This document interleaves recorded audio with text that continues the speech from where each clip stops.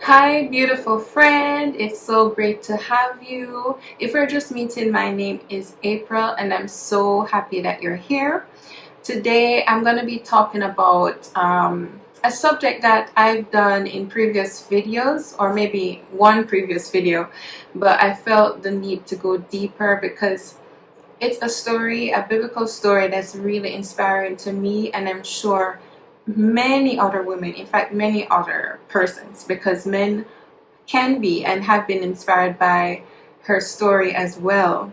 And I want to do kind of like a comparison today, and also put it in parallel, or even compare it, if I can use the word again, to the modern day woman, and like search for the clues, the keys we can take from it to be not only successful in our lives, but also walk in our purposes that God has called us to.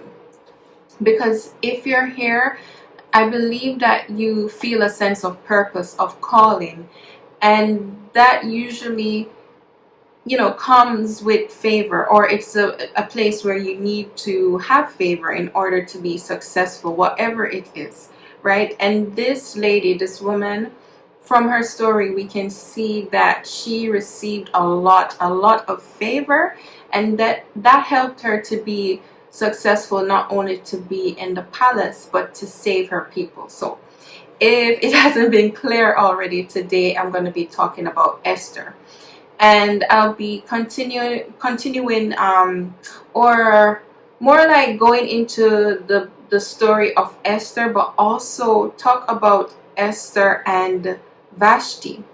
Now, if you aren't aware, or if you're not aware of the story, Vashti was actually the queen before Esther became queen. So at that time in Persia, there was this king, very successful. He had a lot of provinces, and he was like willing to celebrate and show his success, right? And he decided to hold a banquet, and this banquet, from what I understand, was for men, right? So the men were there, they were enjoying themselves, seeing the riches of the king, the wealth, and all his favor. And his wife at that time, the queen Vashti, was holding her own banquet for women. Now, the story takes a turn when, after several days, the king and all the other noblemen were drunk, and they were drunk, right? They were in really high spirits, and the king had this idea to invite Vashti over to basically show her to the noblemen, to show her off, right? He had already shown his riches and wealth, and now he wanted to show his queen. The only thing is that he asked for her, and she refused to come. And that made him so very angry. And it led on to the story continuing to her being disposed. Disposed? Is that the word? Because that sounds like a material. But she was removed. She was removed from her royal position. And now they needed to find someone else to replace her. So that's where Esther came in. It took a while. Like, they had other virgins, other women, to go through a competition, basically, to find the next queen for the king, the one who pleased him the most. And Esther was a part of that. She was chosen, and then she was in the position of royalty, which was like a miracle, because from her position, where she was coming from, she was an orphan, and not only that, a Jew. I don't know at the time when she was chosen if there were any issues between Jews and the people of Persia. However, like, it was very clear that their customs and their lifestyles were different. And then eventually there was this enemy who literally hated them and their people so much, he wanted to wipe them out. And Esther was in a unique and a very significant position where she could save her people, and it did end up to being just that. So that's like a brief summary of the story of Esther, for you to even understand where Vashti came in place, because I really want to talk about that. I'm really passionate about it, because I want to talk about the fact that, or even from the question of why Vashti, was not successful, why she didn't continue being the queen and ended up losing her favor. And I just want to put this out there. Like, when I read the story of Vashti, like, I'm not against her in any way.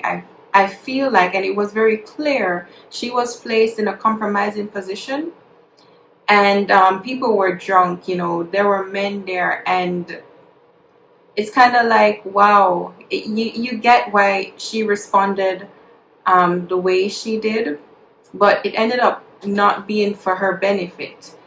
And I think that there are things that we can learn from that, and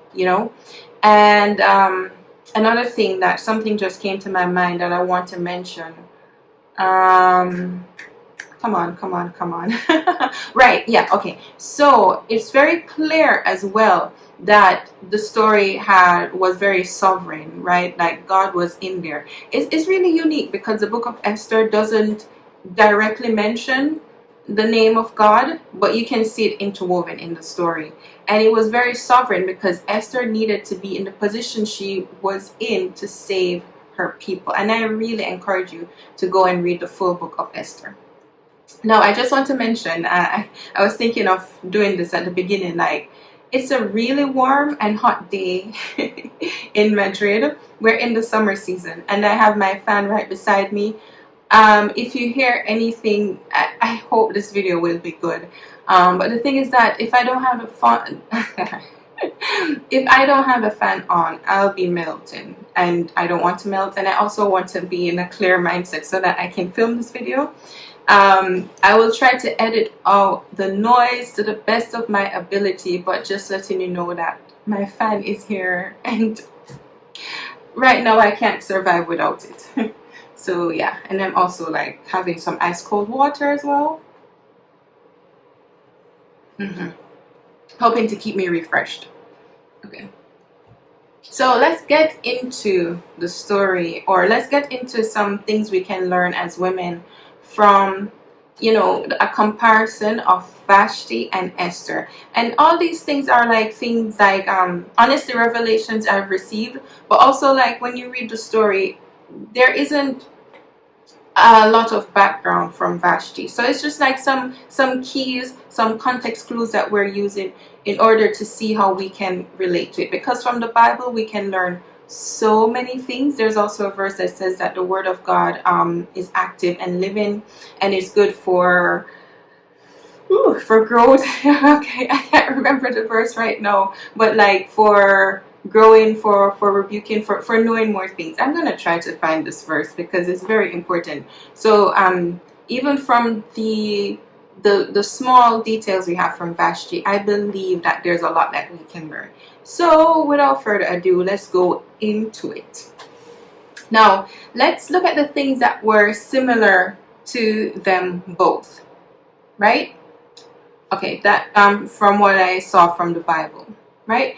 Both were queens. Both were subjected to the king. Both were placed in a compromising position. They had a time where they were in a compromising position, basically where they had to make a really, really incredible or life-altering, possibly, decision, right? And both of them didn't want to do it. When you look at the story of Esther, and I'm talking specifically about when she needed to just ask the king, petition the king to save her people, it was a risk of even her life to go into the presence of the king without being asked, and she didn't want to do it. But we'll see what her response was and why later on. So yeah, the fifth one is that both had a response to this compromising position and to what they didn't want to do. And there's some real clues as to why it was that Esther was successful. I mean, of course, the favor and grace of God, but still, like, there are other things around it. I'm really passionate. I really want to get into it. It's just that I am trying to form an outline basically, so we can, see and to grab and to take hold of what we can learn from this. So both were queens, both were in a position of royalty, and they had things that they could say, they could do, and they were in what we would consider a great position, right?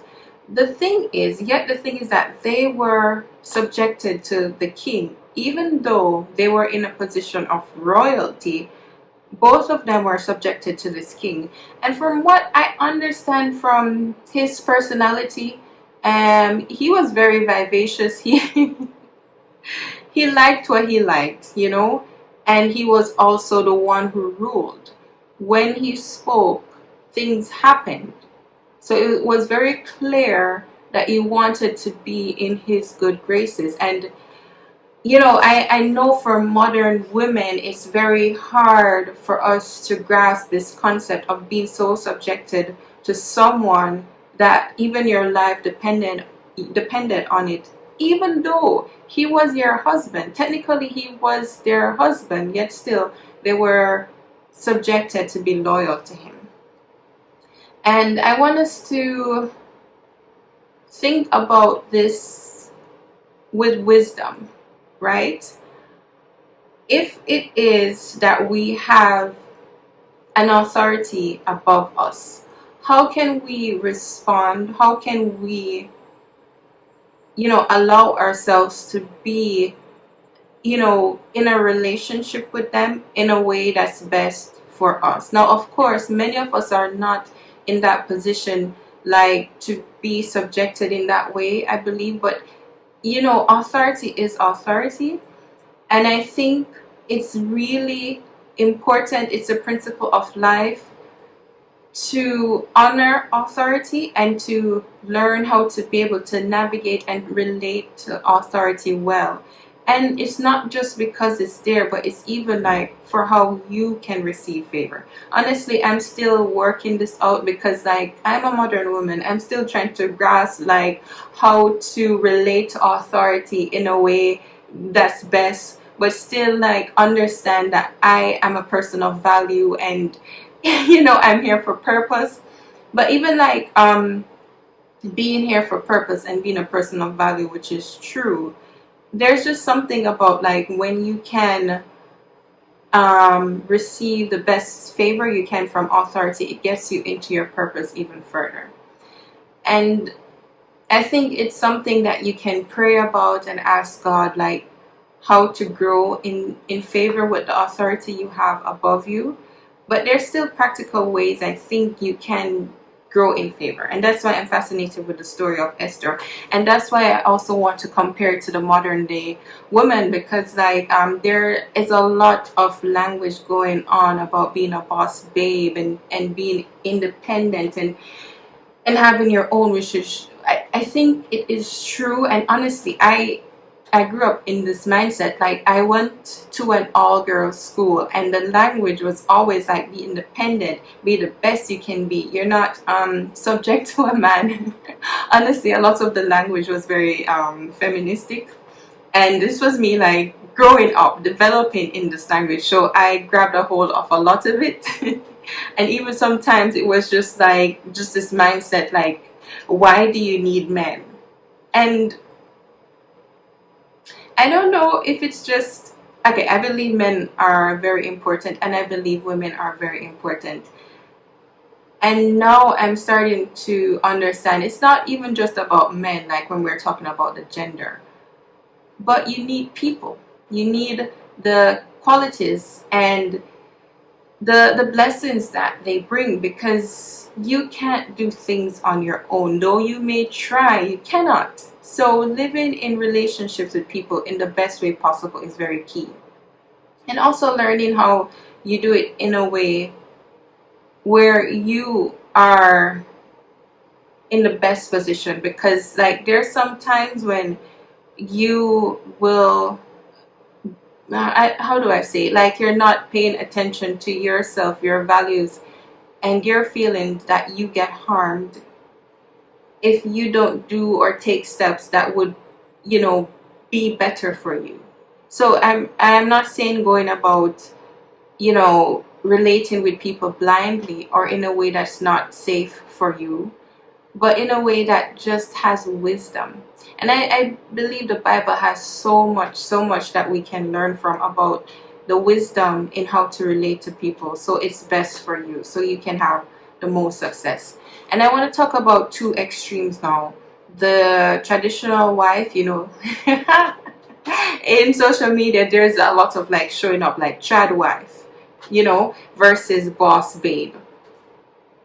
Those two are at the extreme. Like the trad wife, from what I understand, being subject to your husband, being traditional, being the person who I don't really get it, because if you are traditional but you are sharing your stories online with media, using media, is it really traditional? Because traditionally people didn't have media to show their lives or to edit or to, you know, make it look all aesthetics. Because with the aesthetics, it's like you are still using a lot of tools and filters to show your life. So is it traditional? Anyways, you can see how I feel about the trad wife trope, but also the boss babe.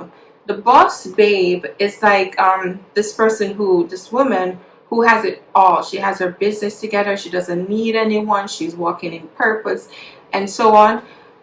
The thing that kind of like gets me or makes me feel concerned with the boss babe trope is when it's like not honoring people, or you don't need people because you can just do what you want. If someone doesn't cater to you or make you feel the way you want to feel, you can cut them off because you're so independent.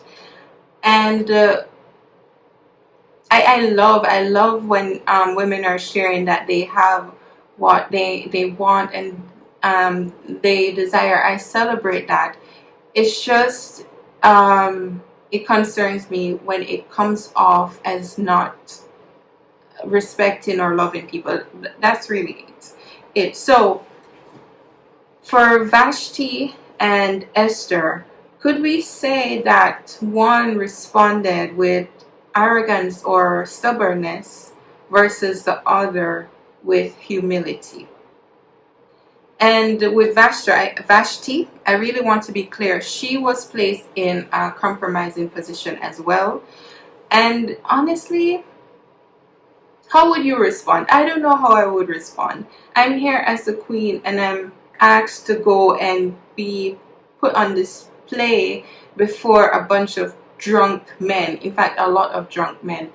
I don't know how I would respond, to be honest. So I don't know, but yeah, her response was a clear and direct no, and it affected her. Right. How's this video going? Is this still recording? I'm recording on my phone, so this video is going to be longer than usual, so I just want to make sure that I'm not speaking and it's like nothing is being recorded. That would be I don't even know. Alright, so yes.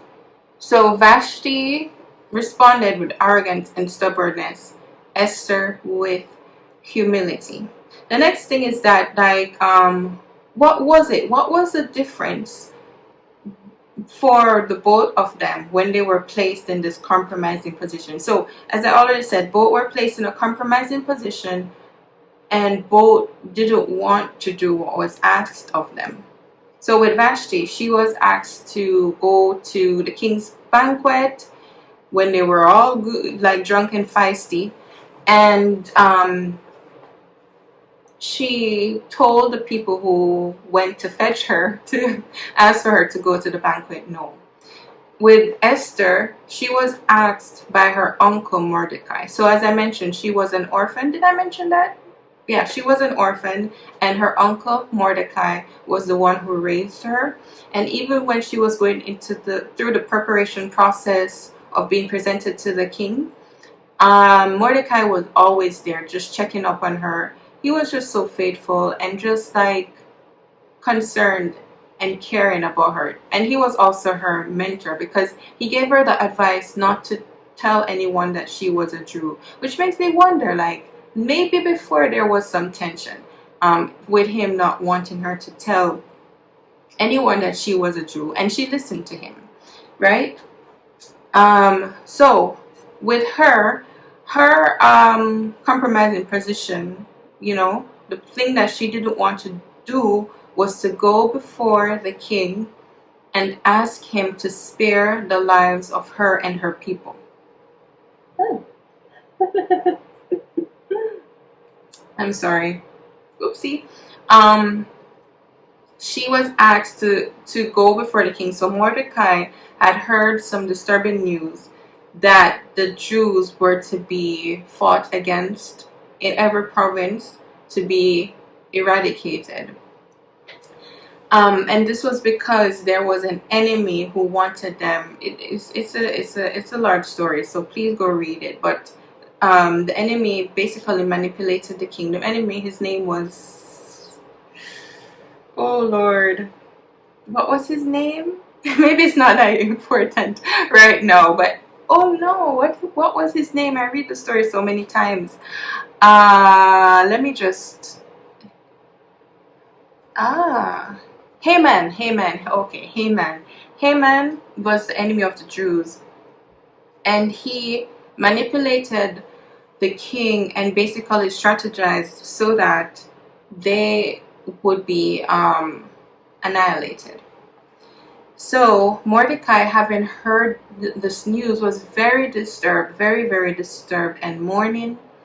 And he was outside the palace at the time. He ripped his clothes, had on ashes, and Esther sent people to comfort him. So when he shared the news with her, he asked her to go and petition the king for their lives. The only thing was that there was a rule, a law that could not be revoked, wherein if you go and see the king in, what room was he in?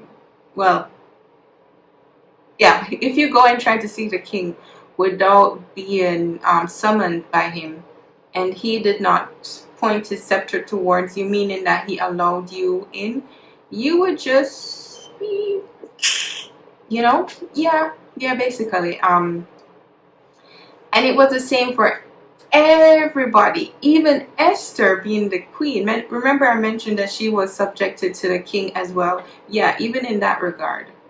And even though, like, okay, for us as women, how would it feel? It's just that it's hard to wrap my mind, and I don't know about you, it's hard to wrap my mind around the concept of having a husband, right? Your husband, and there being this law that if I go and try to see him, I would be taken out. Well, if I go and try to see him and he wasn't pleased with me, I would be taken out. It's just really weird. But Esther took it seriously, and it was very serious, to the point where she told Mordecai that I can't do that. I would be killed, you know, or I could be killed. And then Mordecai gave her this advice, this basically this warning or exhortation, meaning that he basically trying to describe it, basically was just like, hey, if you don't do this, you and your family will be eradicated, and maybe help will come from somewhere else, but who knows? If you are in this position for such a time as this, do not waste this opportunity to save your people. So Mordecai was a voice of reason, a mentor, and someone who gave her wise counsel.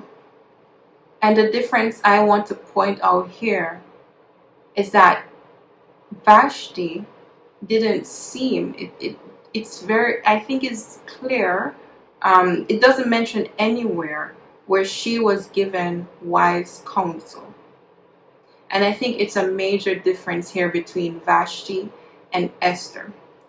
So Esther, having received that wise counsel, she fasted. So she didn't just go ahead, but she decided that yes, I'll do it, and she still petitioned the favor of God. Now, as I mentioned, the name of God wasn't mentioned very directly in this book, But I mean, as a Jew, fasting, I think it's pretty clear that she still petitioned God for help. So she took the wise counsel, and she also went to God, asking him to help and to give her favor yet again in this situation. She had received tons of favor before, but yet she needed favor again, and in a bigger way, where her life will be spared as well as the lives of her people. Now, having said that, I want to ask you, and I even want to think about it myself. As a modern day woman, do you have wise counsel in your life? People who you respect, people who care about you and want what's best for you, and also have fruit that you would like in your life, like things that they have achieved, and things that they've achieved before. It doesn't even have to be great, but it's amazing if it's great. Do you have people like that speaking into your life, and not just anyone? People who are able to reach your heart and who are able to give you counsel so that your life and your decision can move into the trajectory that you want. And the thing is that the wise counsel that Mordecai gave her, which was to go and see the king, we know how the story ended up. Esther's life was spared. The king gave her favor as well as her people. And it was really amazing how they received victory, but it wasn't certain that she would be alive. It wasn't certain that the wise counsel that Mordecai gave, well, it was wise, but it wasn't certain that the result would be exactly what they wanted. And yet Esther still followed up with it. And it was also the counsel that Esther didn't want to hear. So sometimes the mentors, the counselors in your life may give you advice that you don't want to hear or what you don't want to do. And it may even be sometimes the results are not the best, or maybe they are. It's not certain. But at least they are there, and they are a big clue to get you to where you want to be faster and with a greater chance of success. Now, we can talk about how to get those people in our lives. And in fact, I am working on a course where we talk about things like this because, as I said, I am fascinated by the story of Esther, and I think there are keys that we can take as modern women. So I'm working on the Esther blueprint, basically things that I've learned and researched and learned from other people that were so key for Esther to grow in favor and be in the best position ever to be successful. You can find that course at aprylwill.com, but in it we're going to be talking about basically things like this, like how to have key relationships around us, and also fun things for women like beauty treatments, how to take care of your body, things that are fun, but also things that are very serious and important, because I think right now I really feel that this time is a time for women to step into purpose and to step into what we're called to be. And it's different for everyone, but what's really helpful is to be prepared to step into that and to be in the best position ever to receive the favor and the opportunities when they come. So that's why I'm creating the course, and you can go check it out if you feel like you would like something like that or you're ready for it. I'll be happy to have you. It's still a work in progress, but it's already there and available for you to purchase. So let's go briefly back into how you can have the wise counselors around you. And it doesn't have to be a lot, but the more the merrier. There's a proverb that says that in a company where you have wise counselors, you are at a greater chance of success. I need to find that verse as well and try to put it in the video so that very exact thing that it says will be shown. So anyways, yes, I mentioned some things already like this before, but you can think about like people who have the fruit that you would like to receive in your lives, people who also have your best interests at heart. You know, Mordecai was so interested in Esther, like he was always there. So yeah. And I mentioned already that Esther responded in humility and grace. I probably didn't say that word, but she did respond with a lot of grace. Yet still, like, she was bold. So for us as women, I want you to be comfortable with the fact that you don't have to feel like you have to be weak in order to be in the best position ever or to receive success or favor. Even for femininity, sometimes it's a femininity is amazing and I love it, but sometimes the language that comes across me make it seem to be weak and just like submissive. No, submissive isn't a bad word, don't get me wrong, but it just seems like weak. But it's not weak, and Esther wasn't weak. She was very bold to even step into a place of risking her life.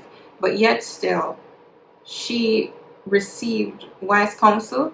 It wasn't the first time from Mordecai, yes, but from other people around her. And she was able to balance all of that to be a very powerful woman and a woman in her position of favor. So yeah, let's think about it, and let's think about how we can emulate Esther in the place that we are at. Like, I think it's just amazing. And it's just, you know, when you see different stories and you can take things that you want to add to your life and address, like, you're not going to be exactly that person. So not exactly, you're not like Esther, but at least like taking the wisdom from it so you can apply it to your own life. So let me think. Let me think. Let me know what you think in the comments, and share this with someone you think would be, who would really like to hear about this and maybe has been considering like the differences between Esther and Vashti. And also, have you been thinking about the differences between Esther and Vashti? Like, have you ever wondered like why it is that Esther was more successful? I'd love to hear. So thank you for watching, thank you for listening, and I look forward to seeing you soon. Have a great day.